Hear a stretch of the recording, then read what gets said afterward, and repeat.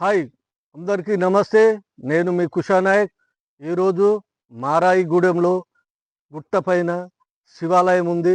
శివాలయాన్ని ఈరోజు మీకు చూపించబోతున్నా. బూర్గంపాడు నుంచి పాములేరు నుంచి మారాయిగూడెం. మేము పాలంచ నుంచి స్టార్ట్ అయ్యాము. మారాయిగూడానికి 35 కిలోమీటర్ దూరంలో ఉంటుంది.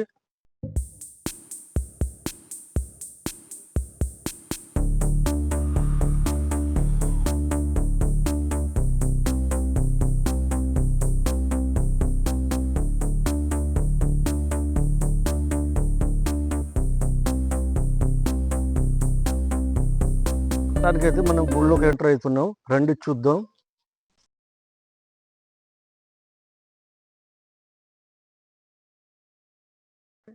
విగ్రహం ఉంది, నందీశ్వరుడు ఉన్నాడు.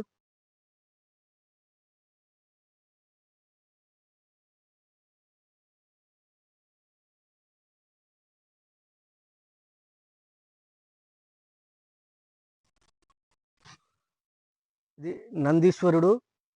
గుడి ఎంట్రన్స్ లోనే రైట్ సైడ్ లో ఉంటారు. మెయిన్ గా మనం ఇక్కడ రావచ్చు. ఇక్కడ పక్కన హోమాలు కూడా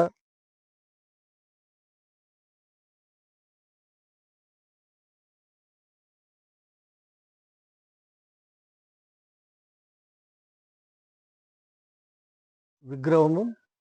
తర్వాత గుడి లోపలికి వెళ్దాము.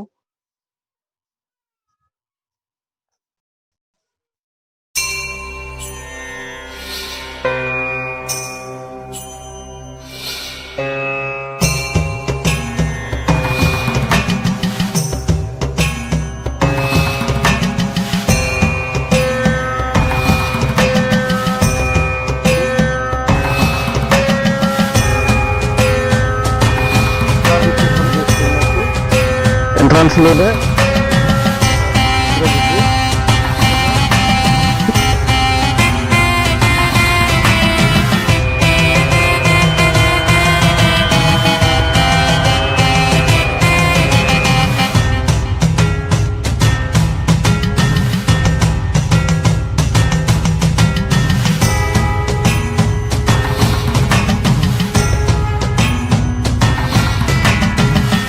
గుడి లోపలికి ఎంటర్ కాగానే సరస్వతి విగ్రహం ఒకటి మనకు కనిపిస్తుంది.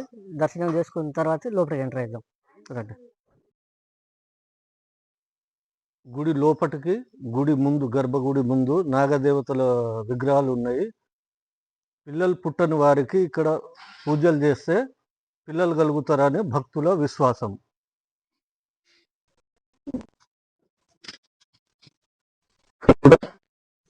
నాగదేవతల విగ్రహాలు ఉన్నాయి, పూజలు చేస్తారు ఇక్కడ.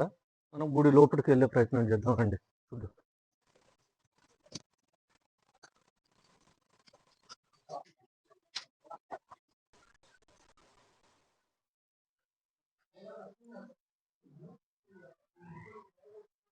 లింగం నాగదేవత పడిగైపోయింది.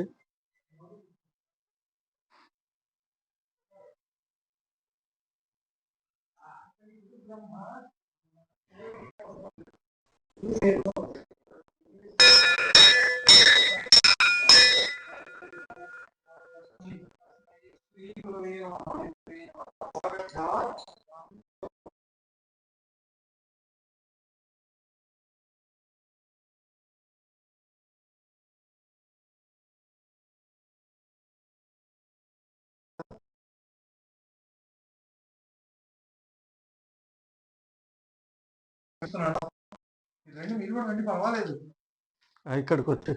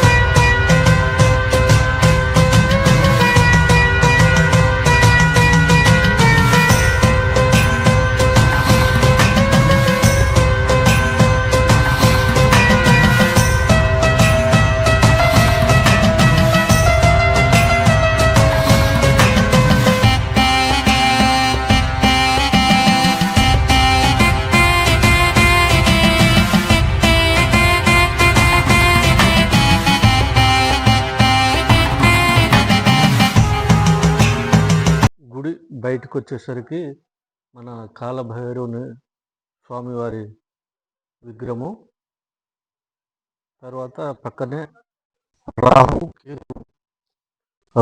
కేతు విగ్రహాలు ప్రతిష్ఠించారు బయట. పురాతన కాలం నాటిది శివలింగం ప్రతిష్ఠించారు కింద. పక్కనే నవగ్రహాలు సంబంధించిన విగ్రహాలు కూడా ప్రతిష్ఠించారు. ఇక్కడ నవగ్రహాలు దీపాలు పెట్టడం, నవగ్రహ పూజలు ఇక్కడ జరుగుతాయి ఈ టెంపుల్లో. నవగ్రహాలు టెంపుల్ ముందు మన సాయిబాబా టెంపుల్ కూడా ఉంటుంది. సాయిబాబా టెంపుల్లో 5 శివలింగాలను కూడా ప్రతిష్ఠించారు. ఇదే ఆ టెంపుల్.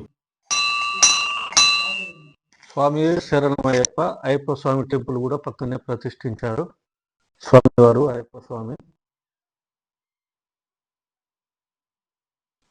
ఇది అయ్యప్ప స్వామి టెంపుల్. ఈ టెంపుల్ పక్కనే మన గోదావరి, భద్రాచలం గోదావరి ప్రవహిస్తుంది. ఇగో ఇక్కడ నుంచి లొకేషన్. ఈ గుడికి వస్తే మనం గోదావరి పక్కనే ఉంటుంది. గుడి గర్భగుడి పక్కనే శివలింగాలు కట్టించారు. అవి కూడా చూద్దాం రండి.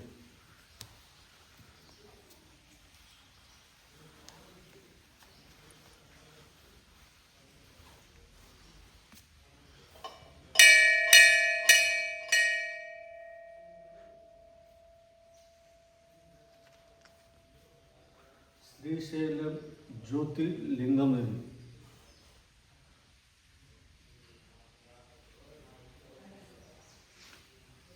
ఇది సోమేశ్వరంది, ఆత్మలింగేశ్వర స్వామి. ఇవన్నీ ఇక్కడ ప్రతిష్ఠించారు.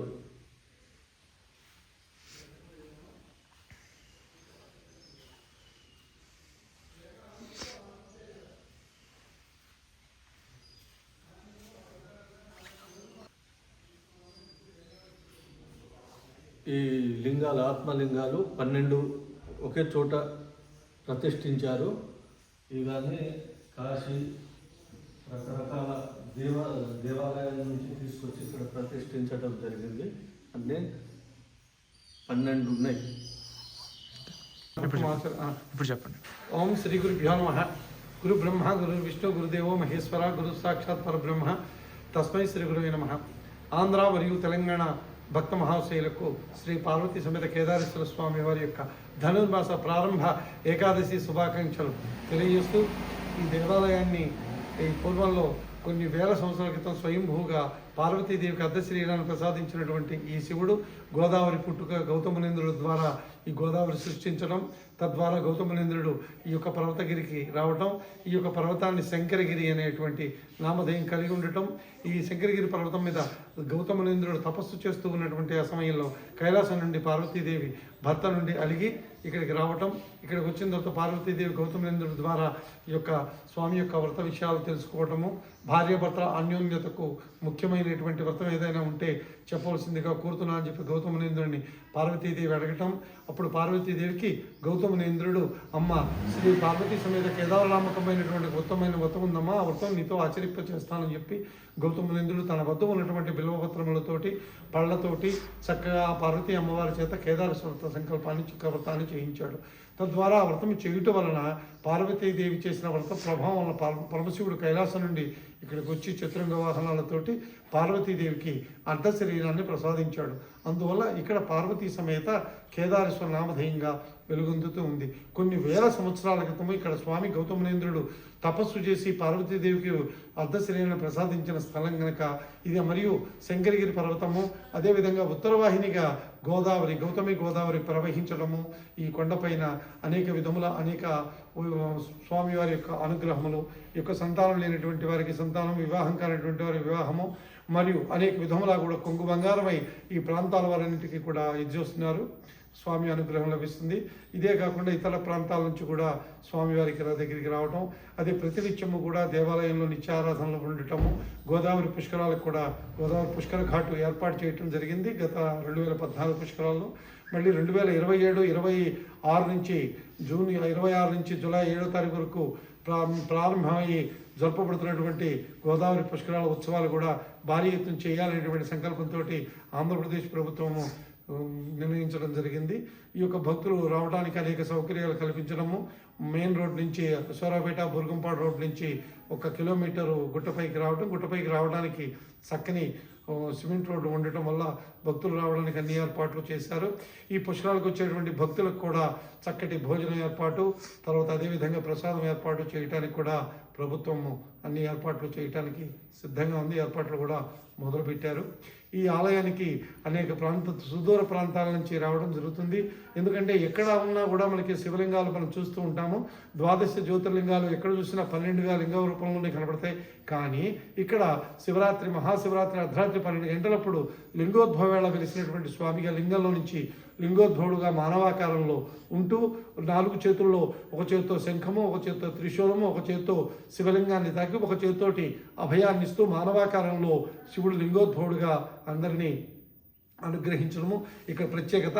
మరియు ఉదయాన్నే 6 గంటలకల్లా బాలుడిలాగాను, మధ్యాహ్నం 12 గంటలకి యవనంలో ఉన్నట్టుగాను, సాయంత్రం 6 గంటలకి వృద్ధాప్యంలో ఉన్నట్టుగా 3 వేళలా 3 రూపాలుగా ఈ స్వామి కొలుస్తూ ఉంటారు. మన భారతదేశంలోనే, ప్రపంచంలోనే మానవాకారంలో లింగోద్భవుడుగా ఉన్నటువంటి దేవాలయము ఇది ఒక్కటి మాత్రమే ఉంటుంది. ఇక్కడ కార్తీక మాసం 9 రోజులు, తర్వాత మహాశివరాత్రి 5 రోజులు ఉత్సవాలు జరగడం జరుగుతూ ఉంటుంది. ప్రతినిత్యము భక్తులు వచ్చిపోతూ ఉంటారు. భక్తులు రావడానికి అన్ని సౌకర్యాలు కూడా ఏర్పాటు చేస్తూ ఈ ఆలయాన్ని దినదిన ప్రవర్ధమానమవుతూ ఉంది. ఆ యొక్క స్వామివారి ఆశీస్సులు, శ్రీ పార్వతీ పరమేశ్వరుల అనుగ్రహము, కృపడాక్షాలు కలిగి ఉండాలని, ప్రత్యేకంగా ఇందులో 12 జ్యోతిర్లింగాలు, భారతదేశంలో ఉన్నటువంటి జ్యోతిర్లింగాలన్నీ కూడా తీసుకొచ్చి ఒక మందిరం ఏర్పాటు చేసి 12 జ్యోతిర్లింగాలు ప్రతిష్ఠ చేయడం జరిగింది 2011లో. ఆ తర్వాత అమ్మవారి విగ్రహాలు, అష్టాదశ శక్తిపీఠాల పైన సిమెంట్ విగ్రహాలు కూడా ఏర్పాటు చేయటము. ఈ 12 జ్యోతిర్లింగాలకు ఒక ధారపాత్రలో నీళ్లు కానీ, పంచామృతాలు కానీ అభిషేకానికి, 12 జ్యోతిర్లింగాలకి ఎట్ టైం ఒక ధారపాత్ర నుంచి 12 జ్యోతిర్లింగాలకు కూడా ఒక్క మాటగా అభిషేకం జరగడానికి కూడా భక్తుల అవకాశం. తద్వారా ఈ యొక్క స్వామివారి ఆశీస్సులు, జ్యోతిర్లింగాలు దర్శనం చేసుకునేటువంటి భాగ్యము భక్తులు కల్పించడము.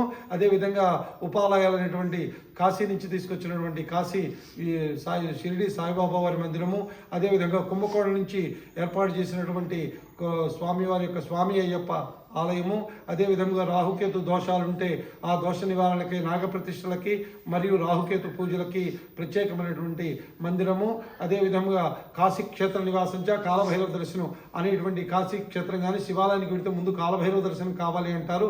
ఆ నానుడిలోనే కాలభైరవ దర్శనానికి చిన్న కోనేరు, ఇక్కడ భక్తులకు అన్నిటికీ యాగశాల, వచ్చినటువంటి వారికి వసతులు ఏర్పాటు చేయడం జరిగింది. భక్తులు ఇంకా మరింత సహాయ సహకారాలు అందించి మరింత ఈ స్వామివారి అనుగ్రహం పొందవలసిందిగా కోరుతూ అందరికీ నమస్కారం, స్వస్తి. అందరూ చూశారు కదా, దయచేసి ఒక లైక్ చేసి నా ఛానల్ని సబ్స్క్రైబ్ చేసుకోవాలని కోరుకుంటున్నాను. ఇంకో మరిన్ని మంచి వీడియోతో మీ ముందుకు వస్తాను.